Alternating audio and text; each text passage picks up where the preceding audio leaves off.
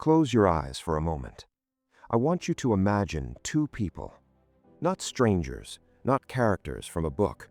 I want you to imagine two versions of someone you know very well. Someone whose face you have seen in the mirror.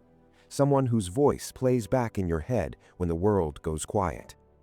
Version 1. He is 22 years old. He is sitting in the same classroom you once sat in. He has the same textbooks. He has the same teacher. He has a phone in his pocket, a dream in his chest, and 24 hours in his day. The same 24 hours that every great person who ever walked this earth was given. Lincoln had 24 hours. Da Vinci had 24 hours. Every person whose work has outlasted their lifetime had the same raw material that this young man has right now. And every morning, his alarm goes off at 5:45, and every morning he turns it off. Just 5 more minutes, he tells himself. 5 minutes becomes 30. 30 becomes 2 hours. 2 hours becomes a pattern. A pattern becomes a habit. A habit becomes an identity, and an identity becomes a life. Version 2. She is the same age, same city, same background, same struggles that no background can smooth away, the loneliness that lives between ambition and achievement, the fear that lives between starting and finishing, the doubt that visits everyone who is trying to build something from nothing. She has a mother who works 2 jobs and a father who left before she could remember the sound of his voice. She has less than he does by every measure the world uses to count worth and readiness and permission. And every morning, when her alarm goes off at 5:45, she does not turn it off. She sits up. She takes one breath. Not a triumphant breath, not a heroic breath, just a breath. The simple, unspectacular breath of a person who has decided, without ceremony, without applause, without any evidence that it will matter, to begin. And she begins. 10 years later, one of them is living a life that other people call lucky. Other people who do not know about the 5:45 mornings, who did not see the evenings when nothing was working, who did not witness the hundreds of small, invisible, uncelebrated choices that looked in any given moment like nothing at all.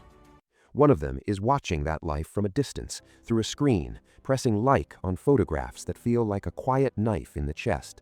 Not because they hate the person who is living it, but because somewhere in the cellular memory of their own choices, they recognize something.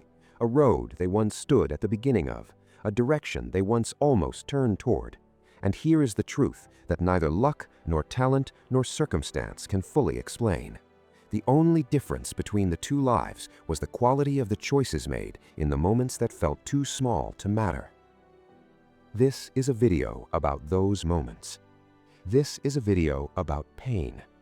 Not the pain of illness or loss or tragedy, though those pains are real and deserve their own kind of witness.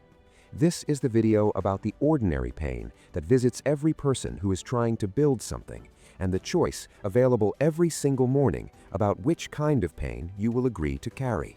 Because whether you choose to live with discipline or without it, there will be pain. Every path has it.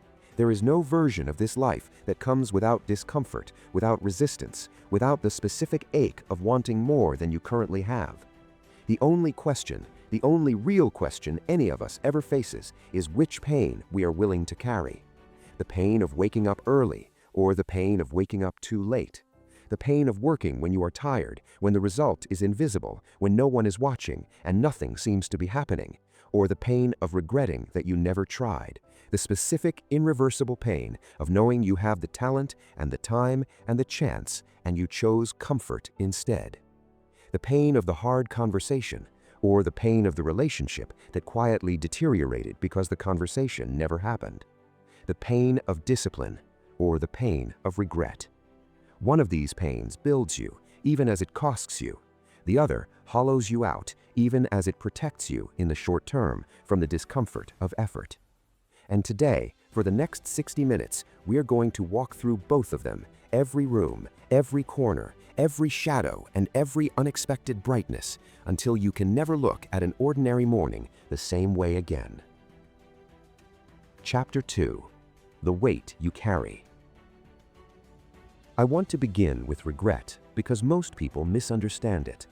They think regret is something that comes at the end of a life, something reserved for old people in rocking chairs, looking back through glasses clouded by time, through the soft and merciful distance of decades, a final reckoning, a settling of accounts at the moment of closing. But that is not how regret works. That is the myth we tell ourselves so that we do not have to look at it too closely, too soon. Regret does not wait for you to be old. Regret does not knock on your door politely and announce itself. It does not arrive with a formal letter of notice giving you time to prepare. It sits beside you at dinner when the conversation turns to things other people have built.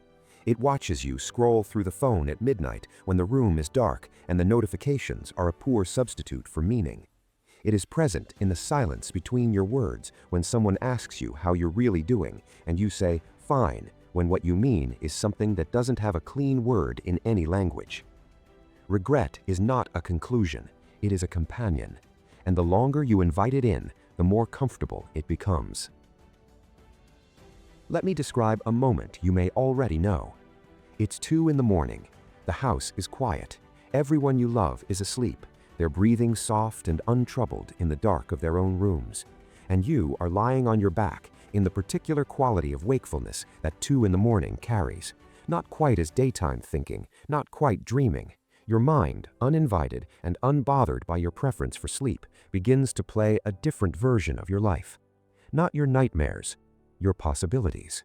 You see the business you never started, playing out in full detail, the office, the team, the product, the moment of launch. You see the conversation you never had, and you can almost hear the words, the relief that would have followed, the closeness that might have come from the honesty you kept postponing. You see the morning you slept through, and the morning after that, and the accumulation of mornings over years. You see the book that is still unwritten, its chapters intact somewhere in the interior of you, waiting with a patience you have not earned. And the feeling that crawls through your chest in that moment, that specific, unnamed heaviness that is not quite sadness, and not quite guilt, and not quite grief, but contains elements of all three, that is regret.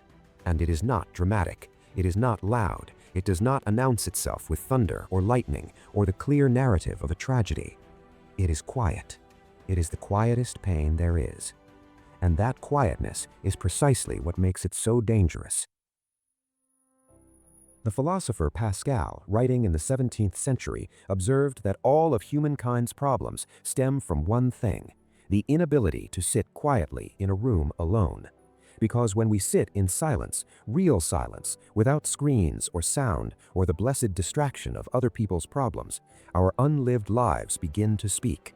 They are patient. They do not raise their voices, but they are consistent. And in the silence, they are audible. And they speak in a language that we were not taught in any school. A language that has no textbook and no grammar rules. The language of I could have. I should have. I wish I had. In every language on earth, across every civilization that has built a record of human feeling, these are among the most painful combinations of words a human being can carry through a lifetime. I could have. I should have. I wish I had. Say them out loud if you are brave enough. Not to me, to yourself, to the version of you that has been carrying them. Feel what they do to your chest. Feel the specific weight of each one. Now understand this. Every one of those words was once a moment. A Tuesday morning, an ordinary Thursday afternoon, a conversation that lasted less than 5 minutes, a decision made in less than 30 seconds in a brain that was tired and a heart that wanted rest. A choice so small it seemed invisible at the time. This is the architecture of regret. It is not built from dramatic failures. It is built from small surrenders, one at a time, unremarked and unrecorded, over years and years and years. And here is what makes it so terrifying. It is so quiet in the building that you almost do not notice it happening. Think about the body for a moment. When you eat poorly for one day, your body absorbs the damage silently. It compensates, it adjusts. It is only after months and years of accumulated poor choices that the consequences arrive, often all at once in the form of a doctor's visit, a diagnosis, a number on a chart that seems to have come from nowhere. Regret works exactly the same way. Every small choice to avoid discomfort, to delay action, to numb out instead of showing up, these are quiet deposits into an account you cannot see on any balance sheet. The interest accumulates silently, and one day, perhaps many years from now, you will open the statement, "Everything you avoided," with compound interest. The undisciplined life is not free. It is the most expensive life there is. You simply pay on a delayed schedule. I want to tell you about a man I will call Daniel. Daniel was, by every measure that his teachers and family and friends could see, a person of genuine rare gift. He could write like rainfall, effortless and natural, and soaking through to something deep. He had a gift, and not a small one. His teachers told him, his family told him, friends read his pages and went quiet in the way people go quiet when something genuinely beautiful has been placed in the room. Daniel had one problem. He loved comfort more than he loved his craft. Not dramatically. Whenever the work got hard, whenever the chapter resisted, whenever the morning came and the blank page was waiting, he chose something easier. A show, a scroll, a nap at the hour when the work was calling. Small things, individually harmless things, things that would never, on their own, look like the ruins of a life. And the years passed. 10 years later, Daniel is sitting in a coffee shop on an unremarkable Tuesday. He is reading a novel by a writer 2 years younger than Daniel, a writer who works in a style similar to Daniel's style, in a voice that is honestly a little less precise than the voice Daniel carries inside him. And that novel has sold 400,000 copies. And Daniel sets the book down on the table. And he does not feel jealousy. He feels something worse than jealousy. He feels recognition.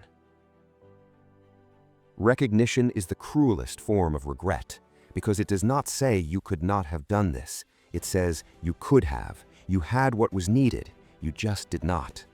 That is the pain we are talking about tonight. Not the dramatic fall, not the public failure, the quiet recognition. The moment your own interior holds up the mirror, and in that mirror you see not who you are, but who you chose not to become. Chapter 3. What the Ancients Knew. This is not a new dilemma. This tension between the comfort of now and the cost of later, between the desire for ease and the pull of becoming, is not something invented by modern psychology or discovered by a life coach with a camera and an internet connection. Human beings have been wrestling with this question for as long as there have been human beings, and the wisest minds in history had things to say about it, things that are still 2,000 and 3,000 years later waiting to be heard by people who are ready to hear them. Marcus Aurelius was, by every external measure, one of the most powerful men who ever lived. He was emperor of Rome at its height. He commanded armies that stretched across continents. He had at his disposal every pleasure and every comfort the ancient world could provide. And yet, he wrote, privately, in a personal journal he never intended for any eyes but his own, words that reveal a man in daily, deliberate battle with himself. You have power over your mind, not outside events. Realize this, and you will find strength. Read that again. A man who controlled an empire, a man who could, with a word, have anything he desired. And what he wrote about, privately, when no one was watching, was not power over others. It was power over himself. The daily, unglamorous, never-finished practice of governing his own interior before attempting to govern anything else. Discipline yourself, and others need not discipline you. The Stoics had a concept called memento mori, remember that you will die, not as a morbid thought to be dwelt on with unnecessary suffering, but as a daily practice of clarity. Because when you hold the reality of your own mortality in your hands, the question of whether to wake up early or sleep until 9 suddenly looks very different. Every morning that you wake up is a gift that was not guaranteed. Every morning that you waste is a piece of the finite, irreplaceable gift of your own existence, handed back unopened. Now let us travel a different path, across the Mediterranean, across centuries, into the heart of the Persian mystical tradition. Rumi, the poet and mystic whose words have survived 8 centuries because they speak to something in human nature that does not change, wrote something I want you to sit with before I say anything more about it. Just sit with the image first. Why do you stay in prison when the door is so wide open? Stop there. Think about that image. A prison with an open door. Not locked, not guarded, not surrounded by walls of impossible height. Open. And yet, the prisoner stays, sits in the familiar corner, thinks the familiar thoughts that the walls have always contained, stays. Why? Because the prison is known. Because the outside is a question without a guaranteed answer. Because movement requires the willingness to feel the discomfort of the unknown before the reward of the expanded reveals itself. The prison Rumi is describing is not a building. It is routine without purpose, comfort without growth, the slow, suffocating warmth of a life lived below its capacity. And the open door, the terrifying, beautiful, always available, never locked door, is discipline. The choice made every day to step out of what is comfortable and into what is calling. Rohn spent his early adult years discovering firsthand what it feels like to drift through life without discipline. And then something changed for him, and he spent the rest of his life teaching what he had learned. He said, "We must all suffer one of 2 things, the pain of discipline or the pain of regret and disappointment." And then, without pausing, he said, "The difference is discipline weighs ounces, regret weighs tons." Discipline weighs ounces, regret weighs tons. Let that image live in your body. Let it move from your mind into your chest, where weight is actually felt. An ounce is something you can carry without noticing. The early morning alarm, the 30 minutes of practice, the difficult paragraph written when the words did not want to come. These things weigh almost nothing in the long arc of a life. But regret, the accumulated weight of years of unchosen discipline, that is a burden no spine in history has been built to carry gracefully. It travels with you into the evenings, into the 2 o'clock mornings, into the coffee shop on the Tuesday when someone else's work is on the table in front of you. Chapter 4. The Soul Knows. I want to talk now about something that no psychology textbook will teach you in the way I want to teach it. I want to talk about the soul. I know that word makes some people uncomfortable. It is not a word that fits neatly into spreadsheets or 5-year plans or 10-step systems for optimal performance. But bear with me, because what I am about to describe, regardless of what language you use for it, is something I believe you have already experienced.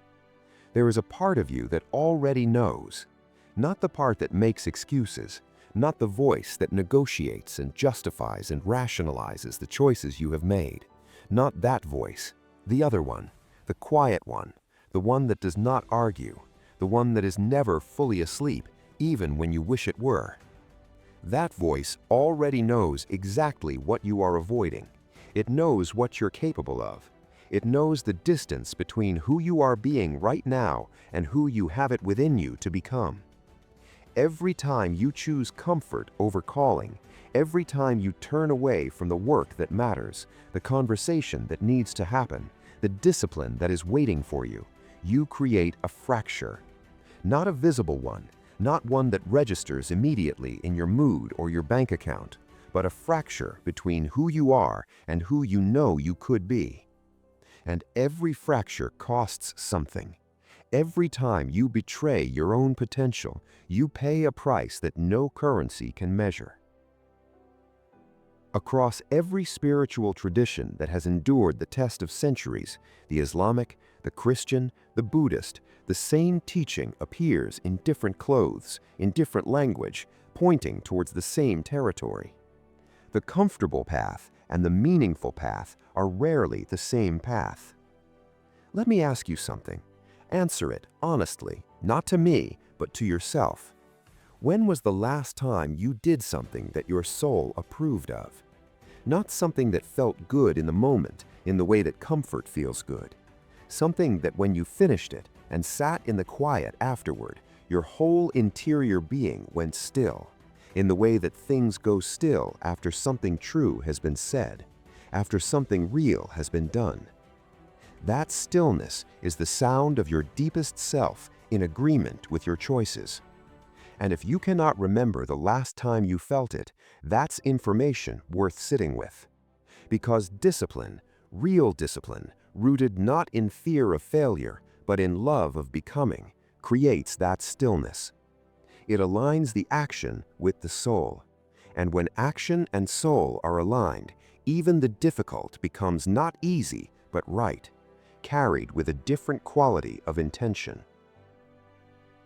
There is a passage that says, "Indeed, God will not change the condition of a people until they change what is in themselves." Whatever the shape of your belief, consider the wisdom embedded in that sentence. Change begins inside, not with a new year, not with a new city, not with new circumstances or better luck or the right opportunity arriving at the right moment. It begins with what happens in the most private, unseeable moments of your existence. What you do in those moments is not small. It is the entire story. Everything else, the results, the recognition, the outcomes, is consequence. The interior choice is the cause. Chapter 5. The Biology of Becoming. Let us step from the philosophical to the practical, from the ancient to the anatomical. Your brain has a system called the limbic system. It is ancient, far older than language, far older than reason. It is the part of your mind built for survival, for seeking pleasure and avoiding pain as quickly as possible. When you scroll through your phone at midnight instead of sleeping, your limbic system is winning. When you hit snooze instead of rising, when you scroll instead of working, when you watch instead of creating, that is not weakness. That is evolution doing exactly what it was designed to do.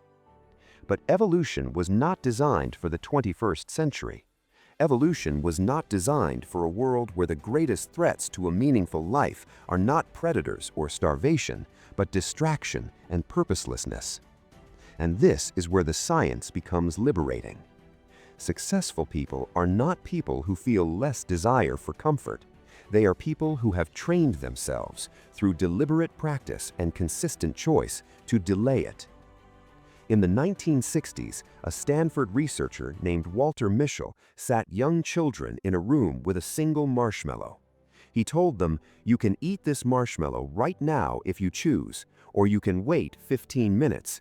If you wait, I will give you 2." Then he left. Over the following decades, researchers tracked those children through school, through university, through careers and relationships, and all the dimensions of a life being built. The children who had waited, who endured the specific discomfort of wanting something and not taking it, showed dramatically better outcomes in virtually every measurable area of life: academic achievement, career success, physical health, emotional resilience. The ability to delay gratification, which is at its core the behavioral definition of discipline, turned out to be one of the most powerful predictors of a flourishing human life ever identified by scientific research. And here's the crucial part that is often missed. Delayed gratification is not a fixed trait. It is not something you're born with or permanently denied. It is a capacity that can be built, trained, expanded, one small, consistent choice at a time. Every time you make the disciplined choice in a small moment, you are literally rewiring your brain. Neuroscience calls this neuroplasticity. I call it becoming. The brain that repeatedly chooses discipline is not the same brain it was before. New pathways form, new defaults are established. What once required enormous effort begins to require less, not because the discipline becomes easy, but because the person doing it has become different. You do not rise to the level of your goals. You fall to the level of your systems, and your systems are built one small choice at a time, in the unremarkable privacy of ordinary days. Now let's talk about dopamine, because this is where it gets uncomfortable. Dopamine is the brain's primary reward and motivation chemical, and the modern world, with its social media, its infinite entertainment, its one-click delivery of every desire, has weaponized the dopamine system against your long-term flourishing with a precision that previous generations never had to contend with. Every notification is a dopamine hit. Every scroll is a dopamine hit. Your attention is a resource that other people have decided to harvest, and they are very good at what they do. The consequence is this: the constant low-level stimulation of the modern attention environment makes the sustained effort required to build anything real feel, by comparison, almost unbearable. This is not a character flaw. This is neuroscience, and understanding it is the beginning of choosing differently. Protecting your focus is not a productivity technique. It is a spiritual practice. Your attention is your life. Where it goes, your life goes. There is a principle called the 2 minutes rule. If you want to build a new behavior, begin with a version of it that takes no longer than 2 minutes. Want to write a book? Open the document and write 1 sentence. Want to exercise consistently? Put on your training shoes. Want to develop a meditation practice? Sit down and take 3 deliberate breaths. The hardest part of any disciplined action is not the doing, it is the starting, the gap between intention and the first physical movement in that direction. Once the shoe is on, the walk almost always happens. Once the document is open, the words often begin. I want you to think about one thing in your life right now. One thing you know you should be doing. One thing that your quietest, most honest self has been requesting, perhaps for weeks, perhaps for years. What is the 2-minute version of that thing? Not the whole project, not the finished result, just the door. Because that is all you're being asked to do. Walk through the door and see what the next step looks like from inside. Chapter 6. The 60-year-old who is watching. I want you to travel forward in time, not decades, just far enough to see yourself with the clarity that only distance provides. Imagine yourself at the age of 65, not in a catastrophe, just in an ordinary evening of the kind that comes to everyone who lives that long. You are sitting in a chair that has shaped itself to you over years. The light is doing what evening light always does, softening, going amber. The house is quiet, and you are thinking about the mornings, the specific, ordinary, unremarkable mornings that accumulated grain by grain into the shape of what a life actually is. From that vantage point, with the clarity that only distance and the awareness of finitude provides, what do you see? Do you see mornings chosen with intention, work given fully, the daily practice of becoming someone who shows up for the craft, for the relationship, for the interior life? Or do you see the mornings traded, the work kept meaning to begin, the conversation that needed to happen and was postponed until postponement became permanent? A palliative care nurse named Bronnie Ware spent years sitting with people in the final weeks of their lives. She asked them what they regretted. She listened carefully, and she recorded what she heard. The #1 regret, reported more consistently than any other, was not about money, not about career achievement in the conventional sense. It was this: I wished I had had the courage to live a life true to myself, not the life others expected of me. Courage. Not talent, not luck, not the right circumstances. Courage. The courage to wake up early and do the work when no one was watching and no reward was guaranteed. The courage to build the thing even when the outcome was uncertain. The courage to be, day after day, in the private moments that no record preserves, the person that the quietest part of you has always known yourself capable of being. Discipline, at its root, is an act of courage. It is the daily act of saying, without audience and without guaranteed outcomes, I believe in the future version of my life enough to do something hard for it right now. And the absence of discipline, the daily small surrenders, is not laziness, it is fear. the fear of failure dressed in the comfortable clothes of not yet readiness. The person you're afraid of becoming is closer than the person you're avoiding becoming. Both are watching what you do today. If the 65-year-old version of you could send one message back through time to the person you are right now, not a list, not a strategy, just one honest, urgent, loving message, what would it say? I believe you already know, and the bridge between knowing and doing is built from only one material: the willingness to feel the weight of discipline, which weighs ounces, remember, and choose it anyway, today, before the result is visible, before anyone has noticed, before there is any evidence that any of it will matter. Because the 65-year-old watching from that chair will know, and what they see will be either the comfort of a life chosen with intention or the specific weight of a life that was within reach and not reached for. Chapter 7. The Anatomy of a Disciplined Day. I want to be honest with you about something that most content in this space will not say. Discipline does not feel like a movie. It does not feel like a training montage with the perfect song and the triumphant ending visible from the opening frame. Most of the time, discipline feels like this. It is 5:45 in the morning. You have not slept perfectly. The room has the particular cold of pre-dawn. Your body is communicating with every possible sincerity that it is not time yet, and you get up anyway. Not heroically, not triumphantly, just quietly, and with the particular kind of willed commitment that looks from the outside like absolutely nothing special. It is 3 in the afternoon. You have been at the work for hours. Nothing is coming the way you want. Everything you have produced in the last hour looks like a poor approximation of what you are trying to make, and you write one more sentence anyway. It is the evening. Someone you love has said something that sits in your chest in the specific way of words that need responding to. The conversation that needs to happen is uncomfortable and uncertain, and you have it anyway. That's what discipline looks like from the inside. Not heroic, not cinematic, just present. Just the quiet, unremarkable act of showing up for your own life, one moment at a time. The extraordinary life is not built in extraordinary moments. It is built in ordinary moments, chosen extraordinarily again and again without ceremony. The disciplined day begins not with the alarm, but with the decision made the evening before. 5 minutes of intentional thought the night before is worth an hour of confusion in the morning.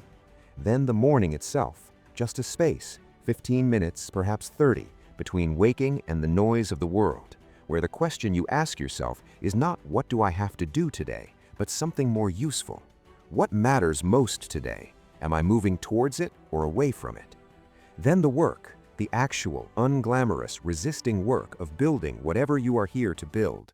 And the discipline within the discipline. The work comes before the distractions, before the email, before the news, before the social media, because the morning mind is your most valuable resource, and every piece of external stimulation that enters before the work is done is a withdrawal from an account that refills slowly. Then the body, not as performance, not as punishment, but as maintenance of the instrument through which your entire life is lived. The body that is never moved becomes a body that cannot move with ease. Then the relationships, tended with the same consistency that the disciplined person brings to their work, because the research on human flourishing has arrived at the same conclusion for decades. The quality of your close relationships is the single strongest predictor of your well-being across the arc of a life. And then the evening accounting, not self-flagellation, just honest witness. Did I show up today for the things that matter? Where did I choose comfort when calling was available? What will I do differently when morning comes again? Some days the morning will be missed. Some days the work will refuse to come. Some days the body will need rest and the soul will need silence. And on those days, the most disciplined choice available is grace. The grace to begin tomorrow without strapping yesterday's incomplete score to your back. Discipline without compassion becomes rigidity, and rigidity breaks. Build the discipline with enough self-compassion to sustain it through the reality of actually living. Chapter 8. The Light Through the Crack. I want to stop here. I want to say something to you directly, not as a narrator delivering a prepared text, as one person who has sat in the 2 o'clock dark and looked at the gap between who they were and who they knew themselves capable of being, speaking honestly to another. You are still here. I do not say that as comfort, I say it as the single most important fact of this entire conversation. You are still here, still breathing, still capable of thought, of feeling, of choice, still in possession of the one resource that every regret in human history has been built around the loss of: time. The regret of yesterday does not have to be the story of tomorrow. Hear that, not as a platitude. Hear that as the precise, demanding, quietly radical truth it is. Because today, this hour, this moment is not yet a memory. It has not been deposited into the archive of the past. It is still present, still available, still a place where choice is possible. Which means the door that Rumi described is open right now. Right now. It was open this morning when the alarm sounded. It will be open tomorrow morning. It does not close. And that, the permanently open door, is not a comfort. It is a demand. The most honest, loving, rigorous demand that can be made of a living human being.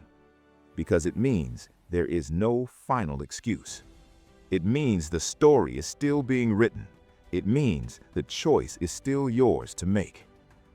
The canyon between who you are and who you want to be is not as wide as it appears from the edge, because the canyon is measured in years, and years are made of months, and months are made of days, and days are made of choices. And choices can change. Not all at once, not through a dramatic overnight transformation, but through the accumulated effect of one changed choice in one ordinary moment, compounding across one day at a time. You do not need to be ready to start. You need to start to become ready. The readiness is built in the doing, not accumulated in the waiting. The people I most admire, not for their public accomplishments, but for the quality of their private character. What distinguishes them is not extraordinary talent. It is extraordinary consistency. They showed up again and again, in the dark, before the result was visible, before the recognition arrived, before there was any evidence that any of it was working. They showed up because they had come to understand that showing up is not the path to the practice. Showing up is the practice. Chapter 9. The Compounding of Chosen Days. A single disciplined day, considered in isolation, is worth very little. One morning of writing does not produce a book. One training session does not produce a changed body. One honest conversation does not repair what years of avoidance have slowly eroded. And yet, 30 days of disciplined writing changes the landscape of a project. 90 days of consistent movement changes the landscape of a body. A year of intentional, tended relationship changes the landscape of a life. And the accumulation does not progress in a straight line. This is the secret that most people never stay long enough to discover. The secret that keeps the majority from ever reaching the place where the work begins to compound. In the beginning, the returns are almost invisible. You do the work, and nothing seems to change. You show up, and the evidence of your showing up is not yet visible to you or to anyone else. This period, the long, apparently barren period before the visible results begin, is where most people stop. But the doing is working. Underground. In the invisible infrastructure of habit and capacity and identity, the roots are going deeper. The Chinese bamboo tree grows in its first 4 years after planting, almost entirely beneath the surface. You water it, you tend the soil, and for 4 full years, you see essentially nothing above the surface. 4 years of daily care for what looks from every visible angle like absolutely nothing. And then in the 5th year, the bamboo erupts from the soil. It grows to 90 feet in a period of 6 weeks. Where was all that growth during the 4 invisible years? Underground, building the root system without which the 90 feet would be structurally impossible. The discipline of the 4 invisible years is not wasted. It is foundation. It is the only thing that makes the rest possible. Almost everyone who quit was standing closer to their breakthrough than they knew. You may be in your bamboo years right now. You may be tending something, a skill, a practice, a business, a creative work that shows no visible results yet, that you yourself sometimes doubt is real. Tend it anyway. Water the soil, because the root system is real, whether or not the surface shows it. And the day will come, if you do not abandon the soil, that what you have been tending will emerge and become undeniable. Chapter 10. Letters to the Unlived Life. I want to share some voices with you now. Not famous voices, not people whose names appear in history books, just people. Human beings who arrived at some point at the decision to pick up the weight of discipline and what that choice gave them. There is a woman who spent 12 years telling herself she would go back to school when the children were older, when the finances were more stable, when the timing was better arranged. Her youngest child left for university on a September morning. The house went quiet, and in the silence of that first evening alone, she sat at the kitchen table in the dark, and she cried. Not for sadness, not for loss, for the sudden, shocking clarity of available time. She enrolled the following morning. She graduated 4 years later at the age of 51 in the field she had dreamed of since she was 19. And she said something I have not forgotten. I wasted 12 years waiting for the right time, but the right time was never going to come from the outside. I had to become the right time. Not find it, not wait for it, become it. There is a man who spent 8 years in a job that was slowly doing something to him the way fluorescent lighting does to certain plants. Not dramatically, just a daily cumulative diminishment. He had an idea, a business that he had been carrying for most of those years, and for most of those years he did not start.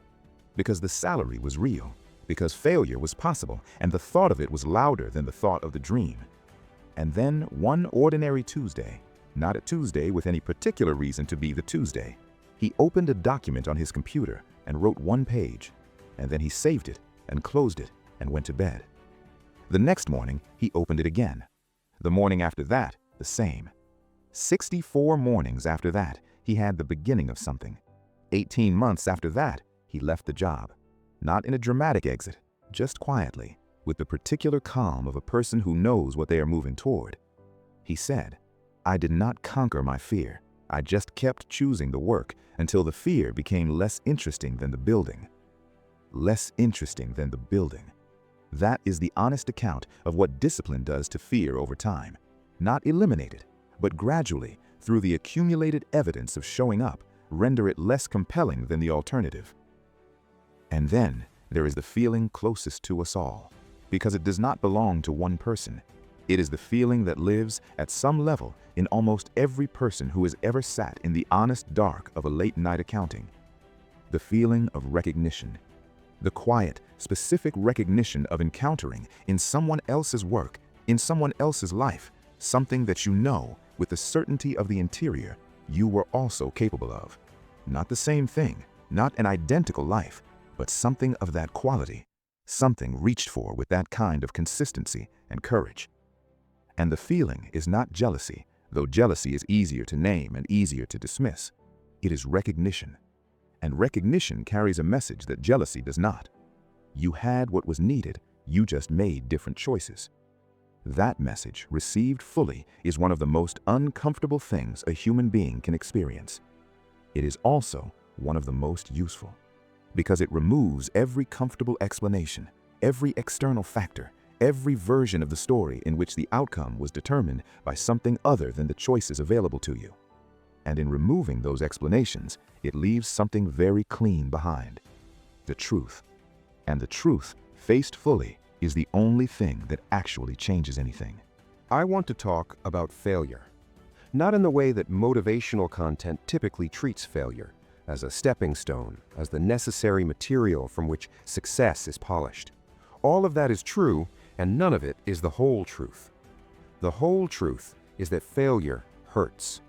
The breaking of a streak, the missing of a self-set target, the falling short of your own standard, especially in the privacy of your own interior accounting, is one of the more genuinely painful experiences a sincere person can have. Because sincerity means you actually wanted it, and wanting something and watching yourself choose against it is real pain. So I am not going to minimize it. I am going to tell you what to do with it. The person who falls down and immediately returns is not displaying heroism. They are displaying practice. Because the ability to begin again, to return to the discipline after you have broken from it without extended self-recrimination, to treat the morning after a lost week as a clean beginning rather than a continuation of the failure, this is itself a skill. And like all skills, it develops with repetition. The master is not the person who never falls. The master is the person who has fallen the most times and each time found the beginning again. The question after a failure is not what went wrong.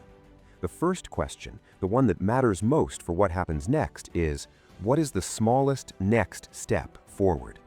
Not the full recovery, not the redemption arc, the smallest next step. Open the document, put on the shoes, make the call, write the first sentence. That is all. That is enough.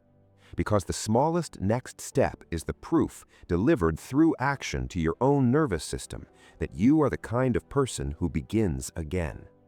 And when you have proven that enough times, the identity shifts. You become, slowly and without fanfare, the kind of person who comes back. And the person who comes back always, eventually, arrives somewhere worth arriving at. I want to address something directly, with care. This conversation, this long walk through the territory of discipline and regret, might, received in the wrong spirit, become another instrument of self-punishment. That is not what this is. The purpose of understanding regret is not to drown in it. It is to use the honest image of it as a compass, to let the vision of what the unlived life feels like orient you toward the choices that build the lived one. The purpose of understanding discipline is not to turn it into a system of self-punishment. It is to recognize that within the discomfort of showing up is hidden something that comfort can never provide. The gift of becoming. The gift of being in the privacy of your own experience, the person you were capable of being all along. You are not behind. You are not too late. You are exactly where the story of your discipline, from whatever point it genuinely begins, must begin. Chapter 12. The closing question. We have traveled a long way together. We have stood at the beginning of two lives and watched how the smallest daily choices diverged into profoundly different destinations. We have sat with Marcus Aurelius in his privacy of his journal, with Rumi in the light of his particular insight, with Jim Rohn at the intersection of hard experience and hard-won wisdom. We have walked through the science of the brain, why comfort calls so loudly, and why, with practice, the comfort can be gradually quieted. We have sat at the end of a life and heard what the dying wished they had understood earlier. And we have turned, slowly, honestly, toward the possibility that is always available, always waiting, never expired. The possibility of beginning. And now I want to close with something very simple. Not a list, not a strategy, just a question. One question to carry into the hours ahead. Tonight, before you sleep, not tomorrow, not when the circumstances are better arranged, not when you feel more ready or more certain. Tonight, before you close your eyes, in the quiet that is always available on the other side of the noise, ask yourself honestly, without self-punishment and without self-protection, did I choose discipline today, or did I plant a seed of regret? And answer it, fully, without excuses, without the softening language that makes honest accounting impossible, just the truth. And if the answer is discipline, even partial, even imperfect, receive that. Let it matter. Let it count. Let it be the evidence added to the record that you are the kind of person who chooses.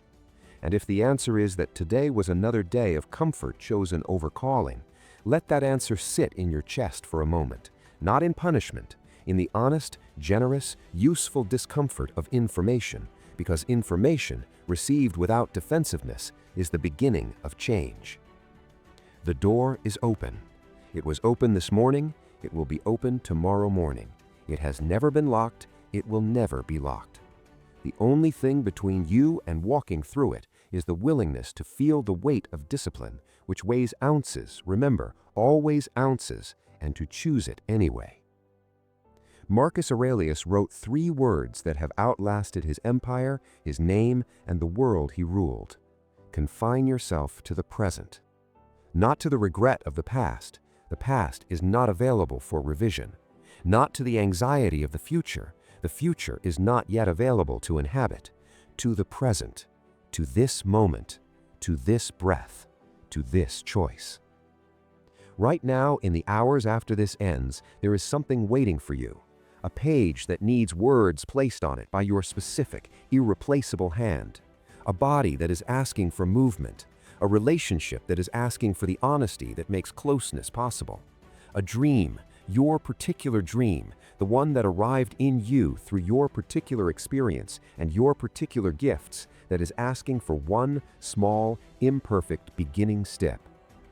You do not have to do everything tonight. You do not have to become everything. You just have to do one thing. The one thing that the quietest part of you has been asking for. The one thing that the future self in that amber-lit chair will be grateful you chose. Just one thing. Tonight. Before you sleep. Not because you are behind, not because you have failed, but because you are alive. And the alive still possess the extraordinary, irreplaceable privilege of choice. The discipline weighs ounces. The regret weighs tons. I am the kind of person who chooses discipline, and I prove it not once but daily in the small and private moments that accumulate into a life. That is not a declaration made once. It is a practice chosen again and again. In the morning, in the afternoon, in the evening when the comfort is calling.